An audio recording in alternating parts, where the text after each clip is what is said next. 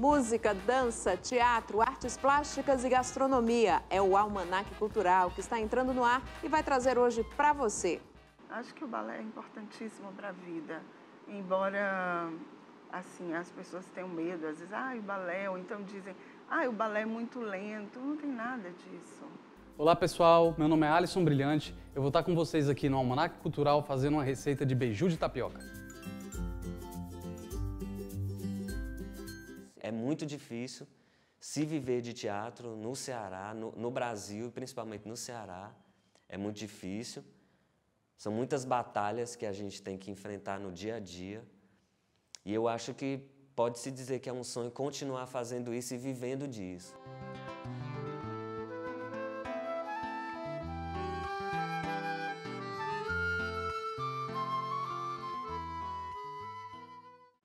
Foi com 7 anos de idade que ela se encantou com o mundo mágico da dança, tendo como mestre Hugo Bianchi. Atualmente é professora, coreógrafa, diretora e um dos grandes nomes do balé clássico do nosso estado. É com muita alegria que nós estamos recebendo aqui no Almanac Cultural Mônica Luiza. Bem-vinda ao nosso Almanac. Muito obrigada pela presença aqui.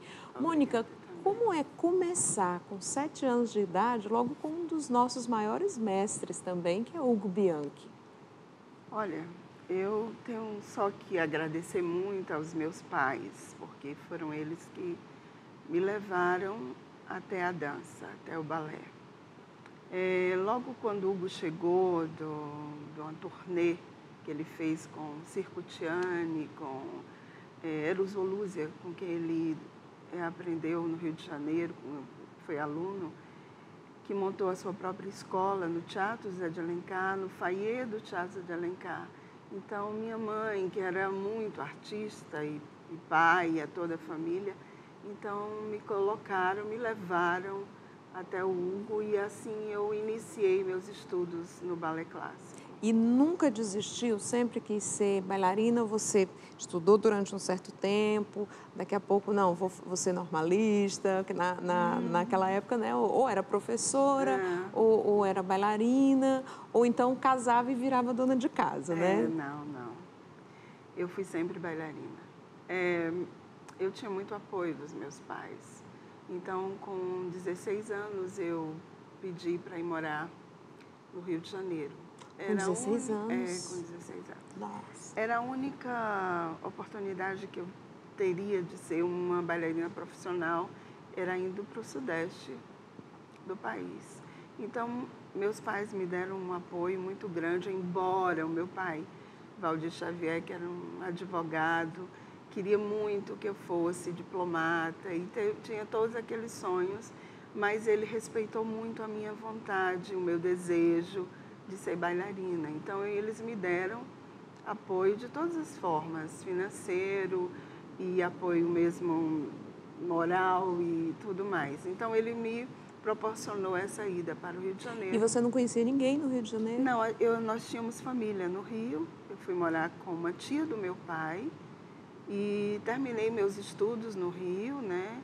Inclusive, entrei para a PUC, né, a universidade, mas na mesma época eu terminava o colégio, terminava o inglês no IBEU e cursava a escola de Tatiana Lescova. E quando eu tive a oportunidade de fazer uma audição para o Teatro Municipal de São Paulo, e fui até São Paulo, fiz a audição e passei. Aí seria a primeira vez que eu iria ser realmente uma bailarina profissional. Até então eu só estudava, só era aluna de balé. Né? E aí você passou a fazer parte do elenco fixo do Teatro Municipal de São Paulo. De São Paulo. E aí você já sai do Rio de Janeiro e vai para São Paulo sozinha? Fui. Aí realmente eu tinha família, mas assim, São Paulo foi uma outra realidade. São Paulo foi depois de 4 anos no Rio, quer dizer, eu já tinha maioridade, já sabia o que eu queria e achei que aquele momento era para eu me profissionalizar. Então eu fui e foi muito importante São Paulo para mim, muito mesmo. Como escola também, o Teatro Municipal, porque naquela época eles estavam a dança contemporânea estava crescendo muito, então eles tinham, além do trabalho clássico, eles tinham também o trabalho contemporâneo. E esse trabalho, ainda hoje, quando eu coreografo, ele vem à tona, assim. Então, ficou muita coisa. Porque depois de São Paulo, eu fui para o Teatro Guaíra, onde era, na época, era a companhia clássica e mais nova do país, né? Que tinha a direção de Carlos Trincheiras, que era um coreógrafo português. E quem é a diretora é a Cíntia Napoli, que é a diretora hoje do Guaíra. Nós entramos juntas no Guaíra, fizemos audição juntas, entramos juntas no Guaíra e vai ser uma felicidade muito grande encontrá-la. E você ficou quanto tempo fora do estado para voltar e dizer, não, quero voltar para o Ceará? Eu fiquei 6 anos fora. Né? E quando o Hugo me convidou para dançar Carmen pela escola, junto com o Flávio Sampaio, que o Flávio nessa época estava no Teatro Municipal, e nós viemos dançar. E o Hugo... Flávio que tem a escola lá em Paracuru. Somos partners. E gosto muito dele. Então, nós fizemos Carmen e o Hugo pediu para eu ficar mais um pouco e eu fui ficando. Ele pediu para dirigir a escola e dar aula e ficar com ele. E eu fui ficando realmente. E aqui eu me casei. Tive meus 3 filhos. Foi quando eu decidi montar a minha escola. Mas antes disso, eu acho que eu fiz acabei pulando um pouquinho no tempo. Você chegou a excursionar fora do país? Sim, no Milwaukee Ballet. Tá? Hoje os diretores são muito amigos, inclusive a esposa do Rolando Yannis, que é diretor artístico do Milwaukee Ballet, veio aqui e deu um curso na minha escola. Então nós temos agora, nesse momento, assim, fui para lá para tentar ser bailarina lá, mas eu fiz a opção mesmo de voltar. Mas ele, assim, hoje a gente faz inclusive já fomos 2 vezes e passamos quase 2 meses. Eu fui com alunas e nós fizemos esse intercâmbio. Hoje o Rolando e Milwaukee Ballet para nós é muito importante como escola, porque a gente tem essa facilidade de fazer summer, cursos, as meninas dançarem nos Estados Unidos, e isso é muito importante, porque junto ao balé tem a língua, tem a experiência de vida mesmo, né? Então, assim, ficou nisso.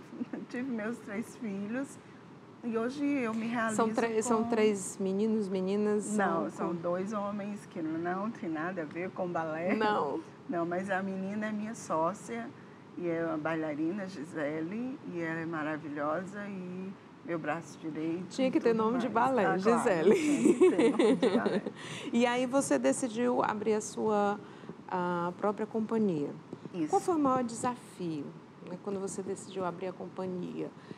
Depois de ter sido professora na escola do Hugo Bianchi, né? Você achou que não...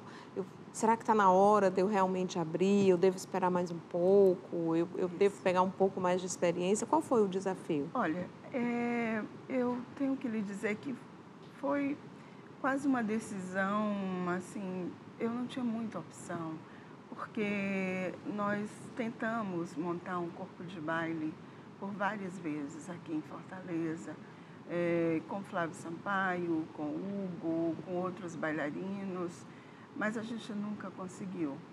Então, eu não tinha como ser bailarina de uma companhia profissional. Então, um outro lado meu muito forte é a coreógrafa. E era a única forma que eu tinha de fazer esse trabalho, entendeu? Como coreógrafa, tendo meus próprios alunos, meus próprios bailarinos. Então, a escola foi muito em cima disso. É tanto que sempre acontece de ter os alunos da escola, ter um trabalho com a escola e ter um trabalho mais profissional com os bailarinos em destaque na escola, mais velhos, que a gente chama companhia, corpo de baile. Então, eu acho que foi mais a coreógrafa que falou mais alto naquele momento da escola. Né?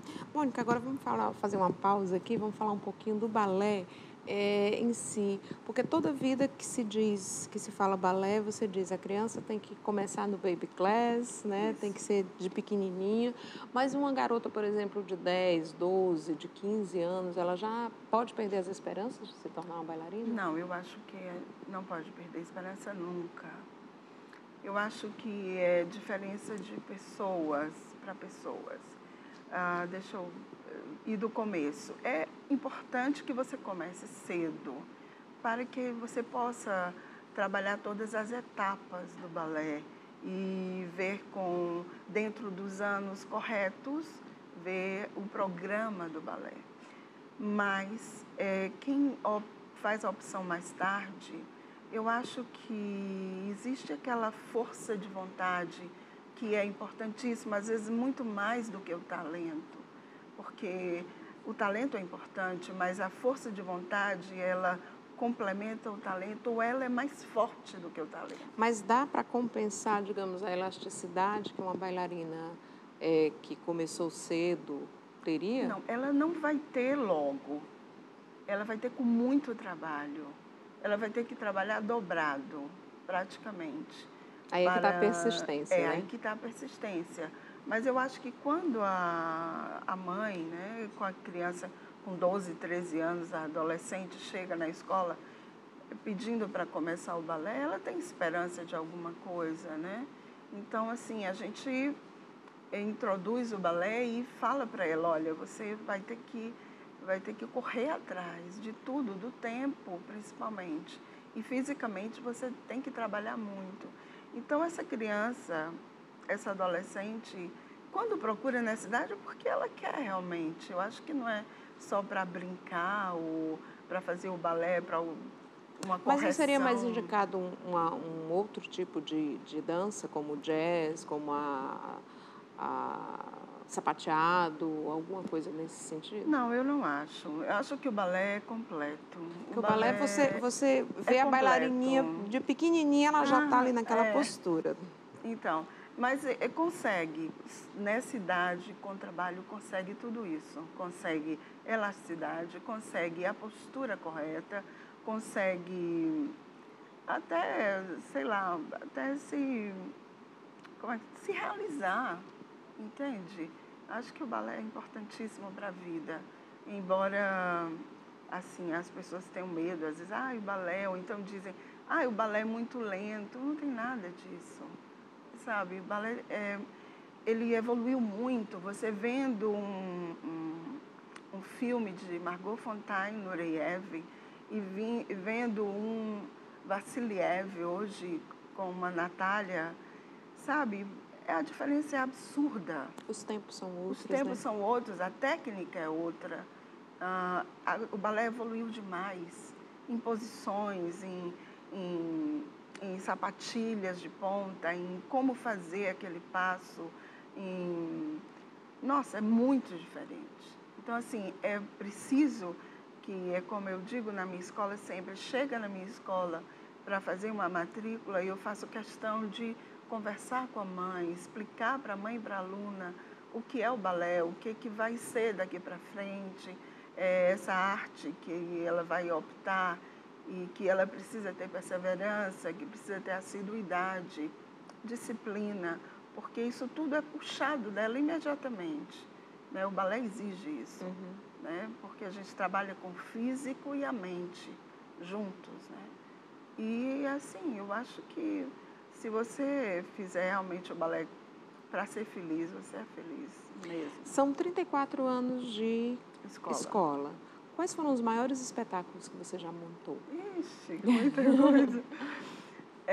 Eu não falhei nenhum ano, graças a Deus. Eu, às vezes, fico pensando, poxa, todos os anos a gente pôde apresentar, mesmo com todas as coisas que a gente vive normalmente na vida da gente, problemas de saúde, de até morte na família ou alguma coisa, sempre Deus me proporcionou essa oportunidade de fazer o espetáculo, porque eu acho que é o fechamento do ano, acho que é a realização das crianças que fazem aula dançar no palco. Acho que o teatro é uma coisa mágica E eu acho que para o bailarino é tudo estar ali em cima do palco. Então, eu agradeço a Deus por esses 34 anos e milhões de balés. Eu já apresentei balés que eu amo muito, como Gisele, que é o nome da minha filha, claro. Tem o Quebra-Nozes, que nós vamos repetir agora esse ano, somente com crianças, né, e adolescentes.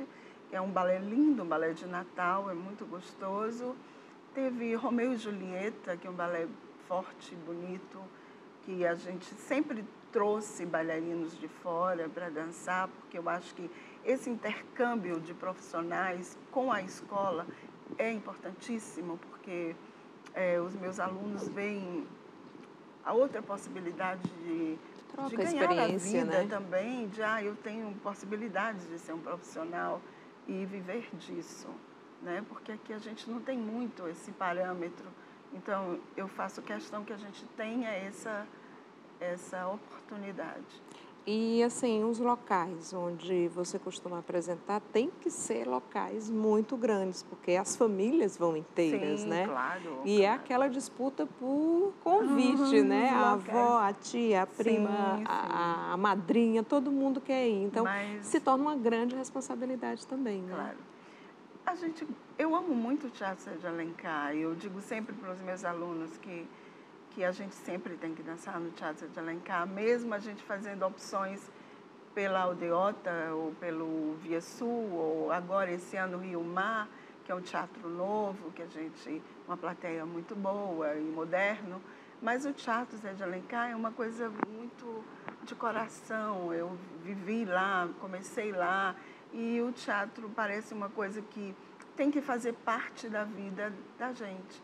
Então, eu falo sempre para as pequenininhas, olha, a gente vai esse ano para o Rio Mar, mas para o ano a gente volta para o Teatro Zé de Alencar, porque vocês precisam conhecer mágico, né? o Teatro Zé de Alencar.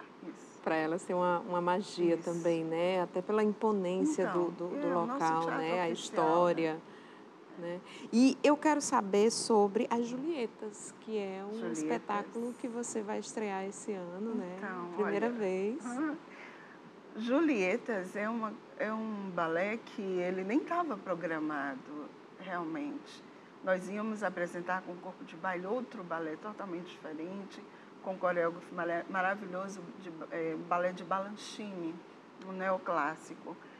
Mas, devido ao elenco ser muito novo ainda, muito imaturo, o Balanchine ficou muito difícil de ser executado.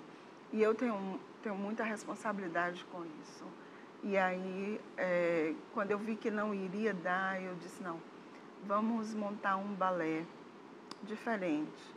E eu tenho uma trilha sonora que eu gosto muito. E eu nunca montei nenhum balé com ela, que é Romeu e Julieta, de Tchaikovsky. São 20 minutos. E eu fiquei pensando, mas Romeu e Julieta é uma coisa que... Romeu e Julieta, aí eu disse, não, eu vou chamar o balé de Julietas, né? Porque eu acho que nós, mulheres, todas somos Julietas, né? Esperando um Romeu, um Romeu, que às vezes não aparece. Sim, e às vezes aparecem uns que nem são tão Romeu. Que tá mais para sapo do que para Romeu. Então, assim, Julietas vai ser meio um sentido Romeu e Julieta, mas não em cima da obra, né, da história, mas assim com alguns reflexos do balé Romeu e Julieta. E está ficando bonito. Ele está metade pronto só. E o quê? Tem 20 minutos? Tem 20 minutos. Exatamente o tempo da música. Tem exatamente o tempo só da com música. Meninas? Não, são 6, 7 meninas e 4 rapazes. E agora tá menos complicado de conseguir bailarinos, né? Porque antes era mais complicado. Eu tenho uma sorte danada para bailarinos.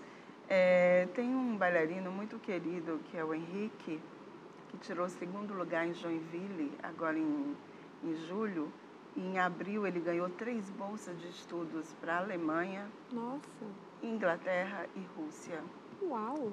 E agora ele foi em setembro comigo para a seletiva do IAGP, que é o Youth America Grand Prix, que é um dos grandes concursos mundiais. E o diretor do Houston Ballet, né, Carlos Munhoz.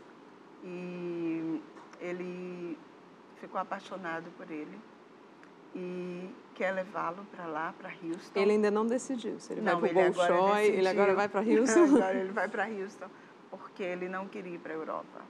Ele pediu, tem 16 anos, mas pediu, tia Mônica, eu não sei, é muito longe. Então, quando ele ganhou agora Houston, ele se animou, chegou o olho brilhava. Eu digo, agora eu já sei. Você quer ir para fora, mas quer ainda ficar um pouco perto, né? 7 horas de viagem, né? Então, mais ou menos. Então, ele vai para Houston. Então, assim, eu tenho feito Ele vai alguns participar do bailarinos. Julietas? Vai participar do Julietas. Então, a gente vai ver uma das últimas apresentações dele a antes de ir despedida para dele. Houston. Mônica, o que vem em 2016? 2016, acho que as nossas escolas, se Deus quiser, bem felizes. São duas, né, atualmente? São duas escolas atualmente, uma aqui na Aldeota e outra na Seis Bocas. São públicos bem diferentes, mas são crianças muito talentosas. E nós amamos muito, eu e Gisele, amamos muito as nossas escolas. Nós nos dedicamos muito a elas. E quem sabe 2016 a gente, final do ano, abra uma terceira escola. Olha, que notícia não tá boa. certo ainda, mas acho que no Eusébio. Vamos ficar torcendo, então. Vamos torcer. Obrigada, Mônica, Obrigada por também pela passar aqui oportunidade. pelo nosso almanac, trazer um pouquinho da sua história, da sua experiência e também mostrar para as meninas, né, que acham que depois dos 10 anos de idade não dá mais para ser bailarina. Dá. Depende da sua força de vontade, né? Com certeza. Obrigada, Mônica, mais uma vez também. pela presença. E olha, a gente continua o nosso almanac cultural agora. Nós vamos até o chefe Alisson Brilhante, que vai preparar o nosso de comer de hoje. Qual será o prato que ele vai trazer para a gente? Então, vamos ao quadro Nosso de Comer.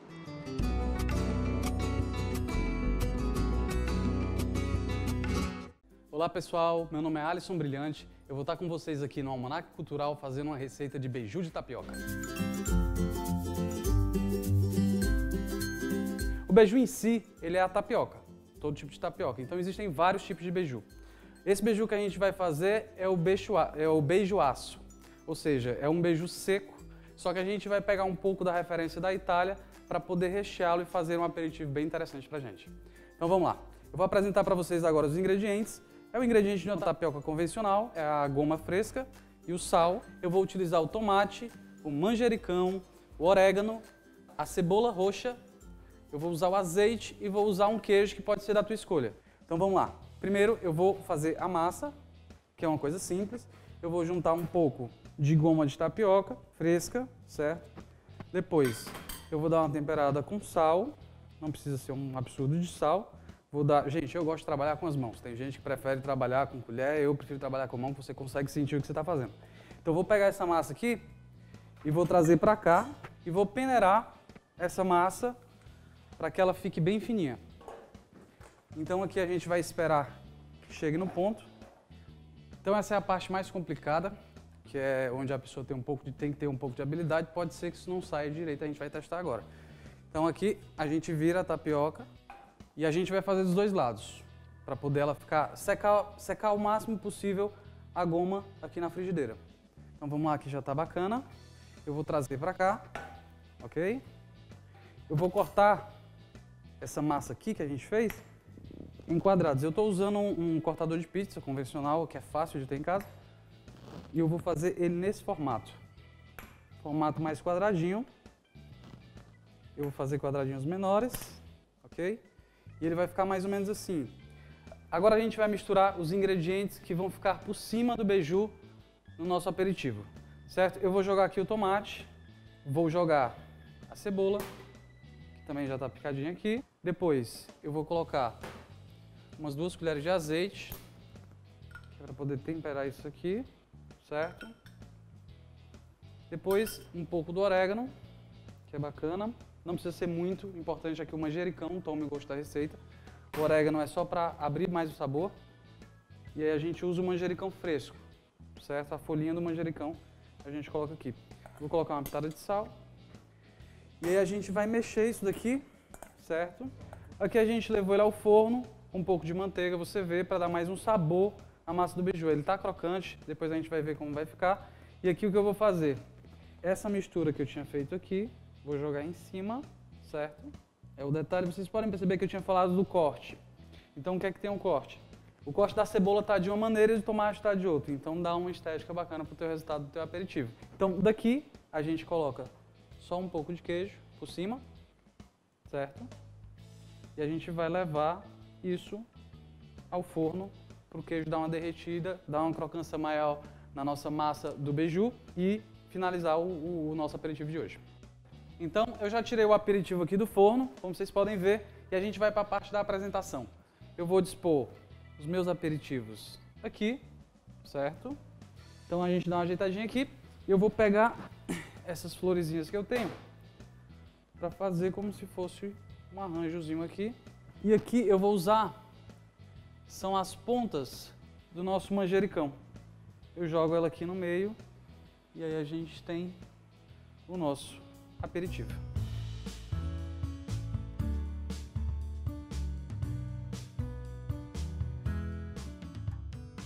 Essa é a dica que eu tenho para vocês. É um prato regional, um prato bacana. Eu criei especificamente para o Almanaque Cultural, desenvolvi essa receita, essa combinação de receitas. Eu espero que vocês tenham gostado e até já já. Muito obrigada, Alisson. Eu espero contar com você aqui também nas próximas edições do nosso Almanaque Cultural, tá certo? Até a próxima. E você não saia daí, a gente vai fazer uma pequena pausa e volta já já com teatro e música.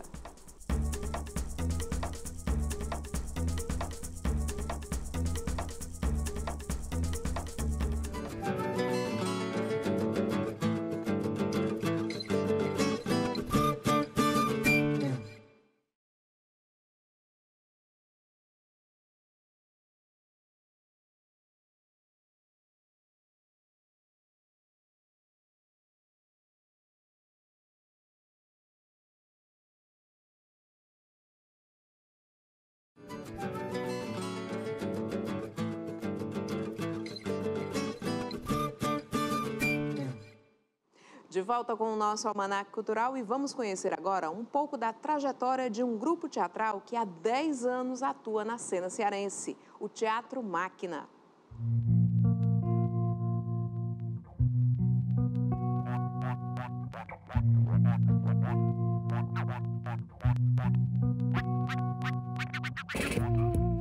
O Teatro Máquina, ele não surge como grupo, assim. A gente, na verdade, eu queria muito dirigir um trabalho, encontrei um grupo de atores muito jovens e a gente fez um trabalho, chama Quanto Custa o Ferro, em 2003. E desse trabalho, que rendeu bons frutos para um primeiro trabalho, a gente foi juntando, foi aparecendo outros atores e foi se entendendo como grupo. A gente não surgiu, hoje vamos fundar o Teatro Máquina, não foi assim. Foi um entendimento, vamos dizer assim, ao longo de um certo tempo, que era preciso, que nós já éramos um grupo e que era preciso, então, a gente se profissionalizar, enfim, começar a pensar numa sede e outros elementos que vão dando um caráter mais de grupo mesmo para o trabalho, né? Faço teatro há mais de 20 anos, e aí eu estava com mais ou menos 10 anos que eu fazia teatro, aí eu estava fazendo alguns cursos e foi quando eu vi pela primeira vez um espetáculo do Teatro Máquina, né? Que ainda não era Máquina o nome, esse nome veio depois. E aí foi quando surgiu um convite para um segundo trabalho, a Fran e uma atriz que me conhecia, né, me chamou para fazer esse trabalho. Foi quando eu entrei para o grupo, sem saber se ia ficar e tal, foi apenas para fazer esse trabalho. E aí foi continuando e eu estou no grupo até hoje.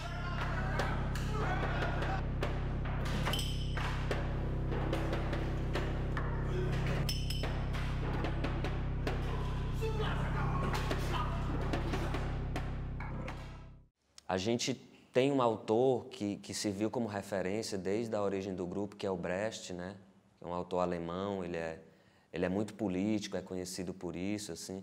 É claro que a gente não segue à risca esse teatro político que ele prega, mas a gente tem ele como ponto de partida e como uma referência, né? E os temas que têm nos interessado são temas que eu acho que são temas, bom, enfim, da humanidade,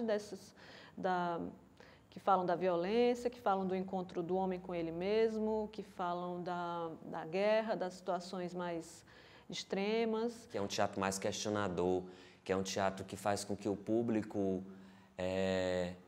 que o público pense um pouco sobre aquilo que ele tá assistindo, né? Que ele saia dali refletindo um pouco, né? Esses são assuntos que nos mobilizam, mobilizam poesia, mobilizam cofabulação do grupo, cofabulação dos espectadores. Isso fica muito evidente no João Botão, que é o espetáculo infantil da gente, são 4 personagens que vivem numa ilha minúscula, aparece mais um personagem que é uma criança e eles precisam decidir o que fazer, porque não cabe mais ninguém na ilha.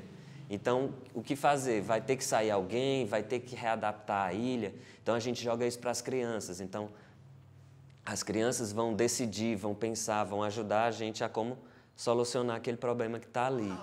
Mas quem vai sair?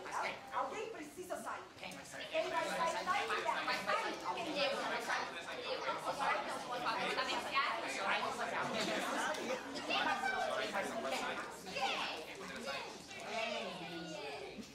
Não! O rei não pode sair. Um rei não pode abandonar o seu reino.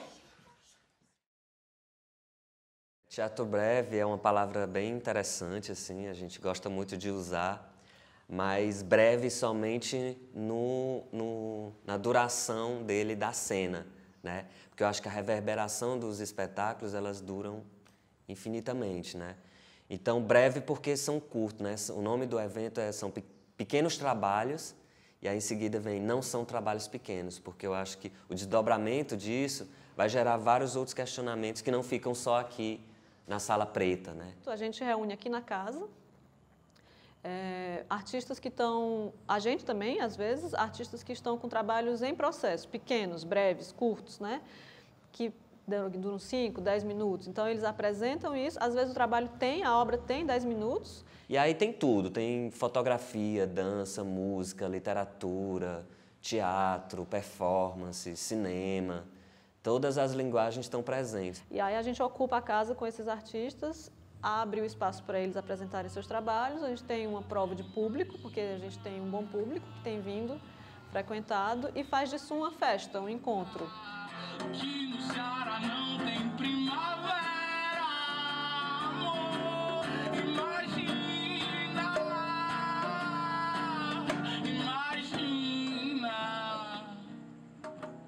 imagina. O teatro, para mim, é basicamente um lugar de invenção, um lugar de encontro e um lugar de risco, de correr perigo.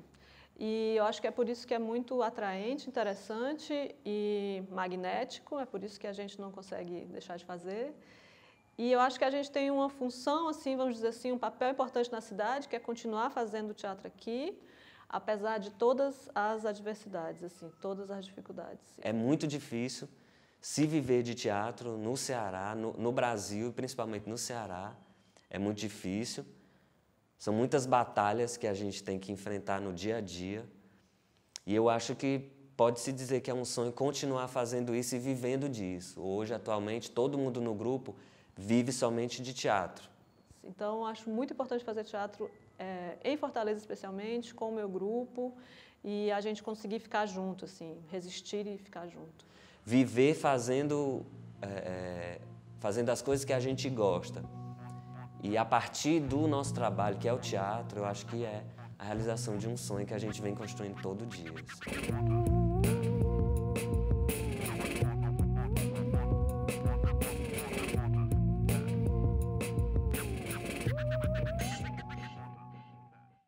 E agora o Almanac Cultural recebe 3 grandes músicos para um encontro.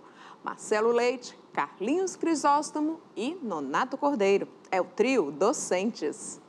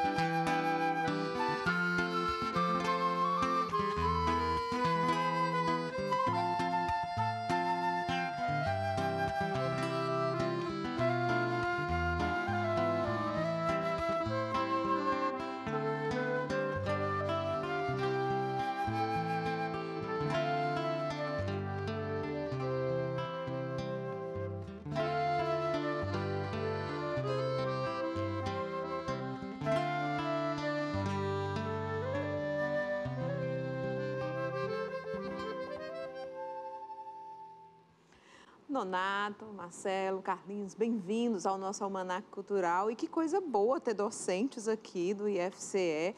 Vocês formaram realmente esse trio ou se uniram para fazer essa apresentação aqui no programa? Conta um pouquinho dessa história. Na verdade, a ideia surgiu, não só nós três, mas outros professores lá do IF, nós formamos o corpo docente do curso de música, né? São quantos professores atualmente? Hoje nós somos 9. Acabou de entrar mais um, então somos 9. Se eu não esquecer, somos nós três, mais o professor Helder, a professora Sabrina Linhares, a professora Cecília do Vale, o professor Ed Lincoln e o mais novo agora, o professor Marcos Paulo. E o mestre Costa Holanda. Pronto. E aí vocês decidiram fazer essa apresentação. Como é que é dar aula num curso de música? Porque para vocês a música já está ali, né? Correndo nas veias, é como o ar que respira. E passar isso para os alunos. Na verdade, sim, a gente faz isso há um bom tempo, né? E os meninos, talvez, assim, no IF estão há 20 anos lá dentro, não é isso, Nato? Eu estou chegando mais ou menos agora, estou com 2, 3 anos lá junto com esse pessoal. Antes eu era aluno, fui aluno dos meninos, fui aluno lá, e aí prestei concurso e agora sou efetivo. E com certeza, assim, para a gente, além de ter o prazer de estar convivendo com grandes músicos, com o prazer de conviver também com os alunos super talentosos, o prazer da música, né? Carla, eu diria que é digamos assim, uma divisão de atividades, né? Porque com a música você pode ser tanto um artista que se dedica totalmente à performance, né? À execução musical, às apresentações, como ser um músico que se dedique à docência. É claro que você optando pela docência, você divide o seu tempo, tem que dividir o seu tempo entre a performance do instrumento, o tempo que você tem para dedicar ao instrumento e o tempo que você tem para preparar as aulas para os alunos, né? Então, de fato, alguns colegas músicos são muito relutantes em enveredar pelo lado da docência, alegando isso, falta de tempo para se dedicar ao instrumento.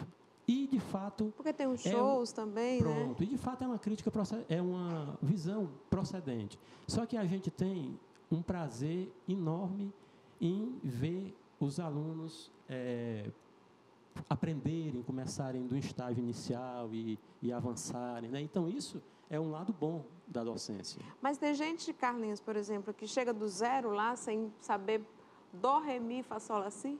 Ou não, a maioria já chega sabendo, tendo noção? Agora, quando o curso passou a ser curso técnico em instrumento, ele teve a necessidade de exigir algo mais. Porque antes, quando era só curso de música, curso técnico em música, existia um teste de aptidão, mas você não precisava tocar instrumento nenhum. Era um teste de aptidão para avaliar o desempenho da pessoa, assim, e as pessoas que pontuassem mais eram os que entravam. No caso agora do curso de instrumento, como ele vai ter que fazer uma opção por um instrumento, no caso é o curso técnico com habilidades em violão, né, em flauta e em teclado, é isso? Por enquanto, teremos acordeão futuramente. Então, ele tem que ter a habilidade, ele vai ter que escolher um dos três, né, porque é o curso técnico em instrumento. Então, aí a necessidade de ele, pelo menos, ter o pontapé principal, né? Assim, inicial. Tem que ter algum contato com o instrumento que se escolhe. Então, não entra do zero mais. Ou seja, não entra só o compositor, né? Que é aquele que escreve a letra e que está procurando um parceiro para fazer a música. Mas, assim, também a exigência não é tão grande. Ele não tem que já não ter uma boa performance no instrumento, porque, na realidade, ele vai lá para poder adquirir isso. E o curso tem quanto tempo de duração? O curso surgiu em 2000, já tem 13, a gente fez 10 anos, né? Comemoramos 10 anos, alguns anos atrás, deve ter uns 13 anos. Você quer saber do E a duração do curso mesmo, do curso, 2 anos. São 2 anos. E no final do curso, vocês fazem um espetáculo, fazem uma apresentação com os alunos, como é que é? Porque quando a gente vê escola de balé, a escola de balé faz um festival no final do ano, né? E de uma escola de música, o que é que a gente pode esperar no final do ano? A gente tem apresentações semestrais para culminar algumas disciplinas que são obrigatórias dentro da nossa grade, em que essas disciplinas têm o objetivo de permitir aos alunos uma prática de conjunto. Então, todo semestre a gente faz, culmina o semestre com essas apresentações, onde os alunos de prática em conjunto têm que se apresentar, mas não só eles. Né? Os outros alunos também se apresentam. Digamos, é um show de talentos, né? Mais ou menos isso, né? Uma prática...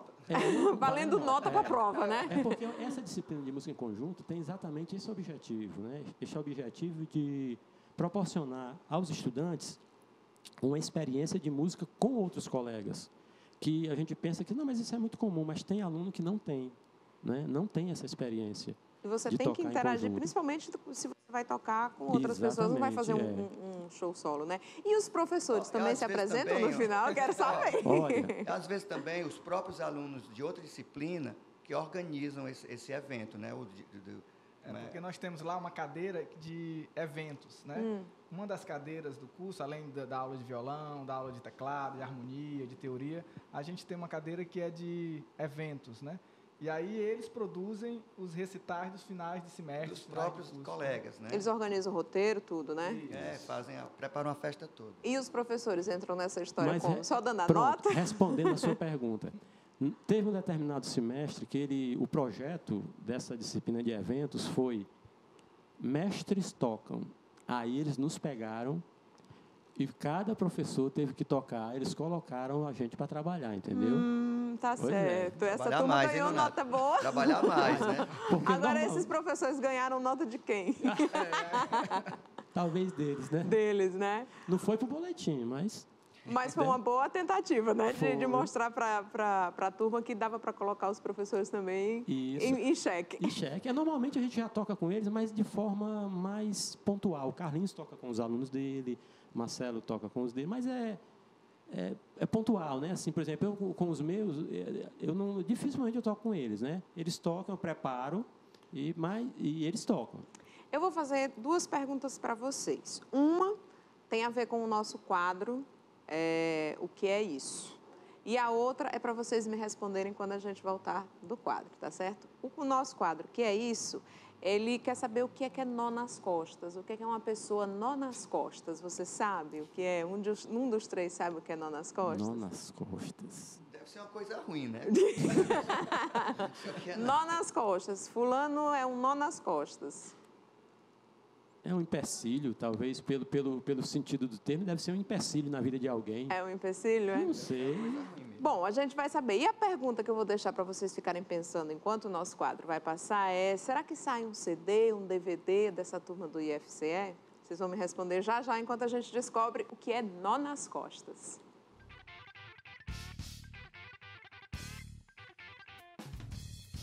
Nó nas costas? Não. Como era o nome mesmo? Nó nas costas. Não sei o que não. Conheço nada sobre isso, não. Nó nas costas? Nó nas costas... Nó nas costas, nó nas costas. É alguma pegadinha, o que é? Sei não. Nó nas costas é uma dor, né? Diz que é coluna, problema de coluna. Eu ouvi falar em bico de papagaio, mas nó nas costas não. Deve ser alguma coisa, né? É como se fosse vários inchaços, pancadas, coisas desse tipo. Sei, é uma pessoa fresca. É uma pessoa cheia de não me toque, cheia de frescura. Uma pessoa fresca, cheia de não me toques e quer ser mais do que os outros, não é isso?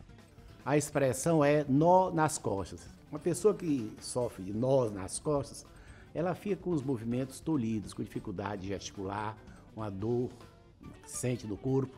Então você, no sentido figurado, você diz que a pessoa tem nó nas costas, uma pessoa enrolada, cheia de manias, cheia de defesas. Rapaz, não procure fulano de tal não, que ele é cheio de nó nas costas. Quer dizer, uma pessoa que não se resolve, uma pessoa que é indecisa para resolver um problema. Né? Esse é o famoso cheio de nó nas costas. É isso aí, minha amiga cara Soraya. Até o próximo programa. Muitíssimo obrigada, professor Mirson Lima. Quer dizer que uma pessoa que é cheia de nome toques é nó nas costas. Cheiro grande para o senhor e agora eu volto para os meninos aqui e quero saber, será que nesses 13 anos, vai fazer 15 daqui a pouco, não dá para pensar num CD com os melhores alunos ou com ex-alunos do IFCE de música? Bom, na realidade, isso já acontece. Né? Assim, durante muito tempo, como eu tenho um estúdiozinho pequeno, mas bastante eficiente. Mais potente? Eu costumava pegar, principalmente meus alunos, e fazer um CD com eles, assim, com uma culminância do trabalho, né? E para que eles tivessem a experiência também, né? E a experiência de estúdio, né? Esse contato com o estúdio que eles gostam muito. Então, eu fazer isso, mesmo sem ser o objetivo principal, eu sempre gostei de fazer isso. De um tempo para cá foi que as coisas foram ficando mais difíceis, né? Mas se a gente tiver algum apoio, isso é bem possível, porque gente para fazer isso aí não falta. É muita gente talentosa, muito aluno talentoso, e a gente fica assim, sabe, doido para fazer, mas as condições não ajudam. Não né? dá certo, né? Mas assim, fala, Marcelo. Já que falou sobre isso, a gente, além do curso, nós temos os cursos de extensão, os grupos de extensão, né? Que vêm desse curso, que é o coral, que esse próximo ano está fazendo 60 anos. Olha. Então, com certeza, vai ter uma atividade especial na cidade com o coral. A gente tem um grupo de flauta doce, da professora Cecília, que tem mais de 15 anos, né? O grupo. Tem um CD e um livro. Que tem CD, que tem livro, que são tudo grupos de extensão. Terminando, tem o grupo de extensão da flauta transversa, tem o coral, como eu falei, tem o de flauta doce, tem a camerata de violões. Tem o Miraíra também. Miraíra, que é o grupo da Lundinha. Está começando a fazer mais um CD, que já gravou aquele Espinho e Flor, né? Então, esses grupos todos fazem parte da coordenação de música, né? E a gente trabalha porque, assim, é um grupo já semi-profissional, né? Ou a gente pode chamar, em alguns momentos, de profissional.